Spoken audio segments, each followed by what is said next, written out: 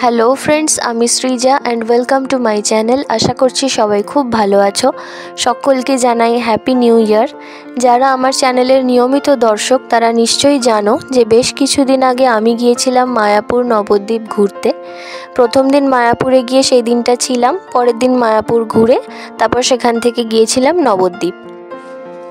এবার যারা মায়াপুর নবদ্বীপ ঘুরে এসেছো তারা তো নিশ্চয়ই জানো যে মায়াপুর থেকে নবদ্বীপ অথবা নবদ্বীপ থেকে মায়াপুর যদি ফেরি করে যাওয়া হয় তাহলে মাঝে পড়বে গঙ্গা বা ভাগীরথী নদী এবং জলঙ্গি নদীর সঙ্গমস্থল। আমি শুনেছিলাম যে ওখানে এরকম একটা ব্যাপার রয়েছে, কিন্তু সেবার যখন নিজের চোখে গিয়ে দেখলাম তখন জিনিসটা আরও বেশি ভালো লাগলো। কারণ জলঙ্গি নদীর জলটা কালো আর গঙ্গা বা ভাগীরথী নদীর জলটা তুলনামূলক সাদা। দুটো জল টাচ হচ্ছে কিন্তু কোনোভাবেই মিশে যাচ্ছে না। এটা একটা অদ্ভুত ব্যাপার। মানে ভিডিওতে কতটা বুঝতে পারা যাচ্ছে আমি জানি না, তবে নিজের চোখে গিয়ে যদি দেখা যায় তাহলে বোঝা যাবে যে জিনিসটা সত্যিই কত সুন্দর।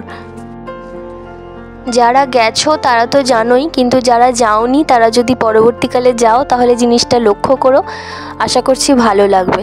আর এরকম এক্সপিরিয়েন্স আমার জন্য তো প্রথমবার, তাই ভাবলাম তোমাদের সাথে শেয়ার করি।